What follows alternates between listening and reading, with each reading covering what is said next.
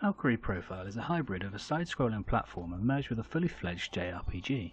Whilst exploring dungeons and towns, the game's perspective is that of a 2D platformer, with the lead character Lenneth able to jump around the various platforms and attack with her sword.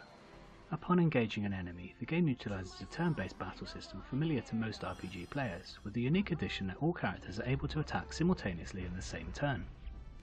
This leads to a very fast-paced battle system that is incredibly fun to play and never gets stale, a problem often found in turn-based RPGs.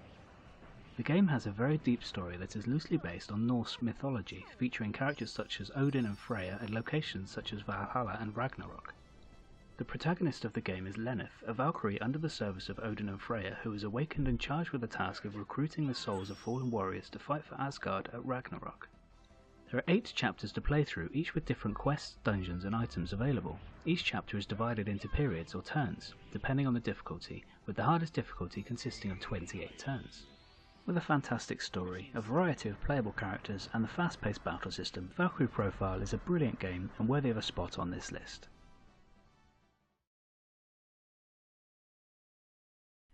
Grandia is a traditional JRPG with a unique time-based battle system. Unlike other RPGs using time-based combat at the time, Grandia placed all the characters on the same bar. When their icon reached halfway across the bar, the player could initiate attacks. Characters can also carry out critical attacks with the right timing, which would give an attack the chance to leave the enemy briefly stunned. There are various weapons, skills and magic abilities available to use in combat, and each time they are used they are leveled up, in much the same way that characters level up in the vast majority of RPGs. The story of the game revolves around the character Justin, a teenage boy who aspires to become an adventurer like his father and grandfather before him. Early in the game, Justin inherits a magic stone that leads him on a journey around the world to uncover the mystery of a long-lost civilization. Along the way, he meets other adventurers who join him on his quest, eventually drawing attention from a military faction also seeking the secrets of the past. Grandia is a fantastically colourful game with an intricate story, excellent battle system, great character design and progression, and it's well worth going back to and still holds up today as one of the finest RPGs ever released on the PS1. Wild Arms was unfortunately overlooked back in the day, mostly due to the fact that Final Fantasy VII released just 2 months earlier and went on to dominate the PS1 RPG scene. The game has a unique setting in that it is a Western-based RPG. Wild Arms tells the story of a group of adventurers called Dream Chasers who travel the world in search of thrills and fortune. The game has 3 main characters, Jack the Treasure Hunter, Princess Cecilia the Mage and Rudy the Rogue. The 3 characters start in different locations and you're tasked with bringing them together to set off on the journey to stop the destruction of the world. Much of the game is presented in a 2D style reminiscent of earlier RPGs released on the Super Nintendo, however the battle scenes feature fully rendered 3D environments. Wild Arms is a brilliant game that emotes a sense of nostalgia with its use of a 2D game world, and the Western setting is something seen far too rarely. Breath of Fire 4 is a traditional JRPG set in a fantasy world based on Japanese and European folklore. The main character is Ryu, Japanese for dragon, which is apt considering Ryu is a dragon boy. Many of the characters in the Breath of Fire games are human-animal hybrids. The Breath of Fire games have continuity in that the same areas and characters appear across multiple games. One of these characters is Nina, the Winged Princess. The plot of the game revolves around the story of the 2 main characters being 2 halves of a dragon, one good half and one evil half. One of the characters was sent into the past, while the other was sent into the future. The story is very interesting and engaging and well worth playing through multiple times. The battle system introduced a unique mechanic for RPGs of the time, in that you fight with 2 lines of characters, 3 at the front actively taking part in the battle, and another 3 at the back in reserve. Characters can be swapped between the front and back during the command section. You can also combine spell attacks to create devastating combos, learn enemy attacks, and call upon powerful summons to aid you in battle. Breath of Fire 4 is a very enjoyable experience and is still as fun to play today as it was when it was released. The second game in the Star Ocean franchise has an epic story that could rival almost any released on the original PlayStation. You play as one of the 2 main characters, Claude, the son of a war hero, or Rena, a girl living in a small village. The overall plot is the same regardless of who you pick, however there is some dialogue and some scenes exclusive to each. While investigating ancient ruins on an alien planet, Claude is transported to Rena's homeworld, where the villagers mistakenly recognize him as a hero from their legends. Claude accompanies Rena to investigate a mysterious meteorite known as the Sorcery Globe, and the story unfolds from there. The story of the various other characters in the game are intertwined with those of Claude and Rena, a very impressive feat of plot development. The game uses a random battle mechanic featured in most JRPGs of the time, although this system was played out in real time and the characters are able to freely move around the battle screen, allowing them to dodge enemy attacks and set up various attack formations. Characters also get access to special technique attacks to use in battle, and they are leveled up to become more powerful the more you use them. Star Ocean: The Second Story is an excellent RPG and a game that any JRPG fan should play. The Legend of Dragoon is an absolute epic, with graphics rivaling any game on the system and in-game cutscenes as good as anything seen before. The story starts off with the main character Dart's village being attacked by the Sandora Empire and his friend Sheena being captured and imprisoned. You set off to rescue your friend, and a much grander, more sinister story develops from there. During his adventure, Dart is transformed into a Dragoon, a warrior imbued with the power of the Dragon of Fire. To defeat the Sandora Empire, Dart learns that he must find the other 6 dragon spirits and gather 6 people able to utilize their power so the legend of Dragoon can be fulfilled. The battle system of the game uses something called additions, which basically equates to a quick-time event system.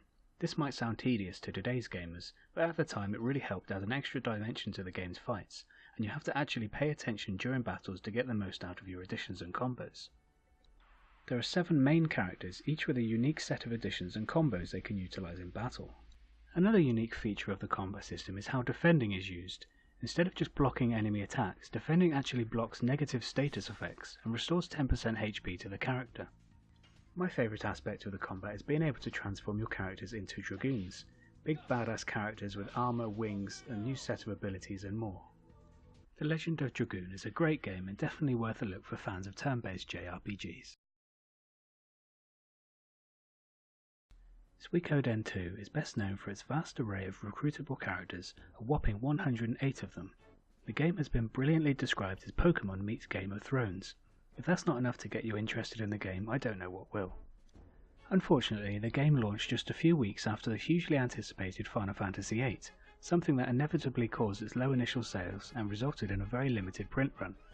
Copies of the game routinely sell for over £100 on eBay, with the sealed original game demanding prices upwards of £300. The story revolves around a military threat from an invading kingdom and the resulting war between the two. The game's protagonist sets out on a journey to recruit people for his own army, relocate them to his own castle, and eventually reunite the land. Even with so many characters, the majority of them are fully fleshed out and have their own personalities, and a lot of the main cast even have their own backstories and story arcs. The game has 3 different combat systems. The standard JRPG battle system featuring turn-based battles with 6 characters, one-on-one duels that play out like a violent adaptation of rock, paper, scissors, and larger battles that utilize your whole army and incorporate elements of strategy games. The game's graphics are reminiscent of titles from earlier systems such as the Super Nintendo. This might put off newer gamers, but it doesn't detract from the brilliance of the game at all. Overall, Suikoden 2 is an incredible game, and there's a reason why many people that play it cite it as the best RPG ever made. Xenogears has one of the most intricate and complicated stories ever seen in a video game, spanning thousands of years and taking influence from philosophy, religion and many science fiction concepts. The story of the game is very hard to describe, but in summary the main arc revolves around a powerful artificial intelligence known as Deus that rebels against its creators and starts killing people. The powers that be can't control the AI and have it transported away on a giant spaceship. This is what you witness in the opening FMV sequence.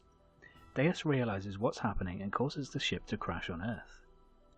The main character Faye finds out he's descended from someone on the crashed ship and sets out on a journey to destroy the AI. As I said, this is just a very brief overview of one aspect of the story. There is an incredible amount of complexity and depth to Xenogears. The game uses 2 distinct battle systems. On-foot battles play out like most other RPGs of the time, and gear battles, where you're riding a giant mech, use fuel instead of action points. Overall, Xenogears is one of the finest RPGs ever produced. The complex story is simply mind-boggling in scope, and the battle system, particularly the gear combat, is a lot of fun. This choice really could have been any of the 3 Final Fantasy games on the PS1, but I've made my choice and I'm sticking with Final Fantasy IX. The game has a medieval fantasy setting, more reminiscent of older games of the franchise, and takes place across the 4 continents of the world of Gaia. The story focuses on the war sparked by Queen Braan of Alexandria, who is supplied with powerful magical weapons by a mysterious arms dealer. The game's protagonist is Zidane, a member of a group of thieves called Tantalus, who disguise themselves as a theatre troupe and plan to kidnap the Princess of Alexandria. It transpires that the princess wanted to escape anyway, and you set out on a journey to discover the true motives behind the war and attempt to stop a rising power that threatens the entire planet. The game brings some new features to the franchise, including active time events, which show events occurring alongside the main adventure, the trance system that grants characters special powerful attacks during battles, many minigames including blackjack and the card game Tetramaster, and much more.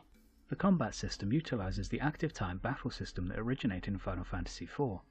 Although it doesn't do much different other than the trance mechanic, it's still a pretty flawless system, and the old adage of if it ain't broke don't fix it applies here. Overall, Final Fantasy IX is an incredible game. It's my favourite Final Fantasy game on the PS1, and something every PS1 owner should have a copy of. My favourite RPG on the PS1, and probably my number 1 RPG of all time, Chrono Cross divides opinions with fans of the franchise, with many fans suggesting it is inferior to its predecessor, the fantastic Chrono Trigger on the SNES. Trigger is regarded by many as one of the best RPGs ever made, on any system, so Chrono Cross had a lot to live up to when it was released in the year 2000.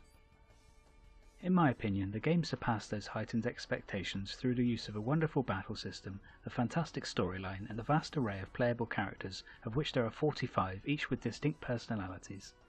The story follows the protagonist Serge, and is set in a place called El Nido.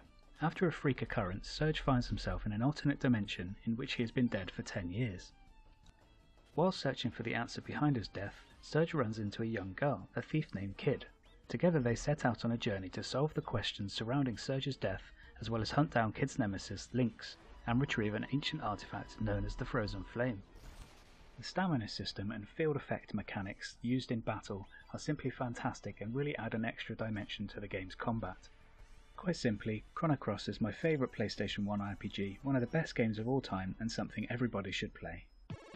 Thanks for watching guys, please feel free to like and subscribe for a new top 10 video every week, follow me on Twitter at RetroBurk and click on the screen if you'd like to watch my previous video. See you next time.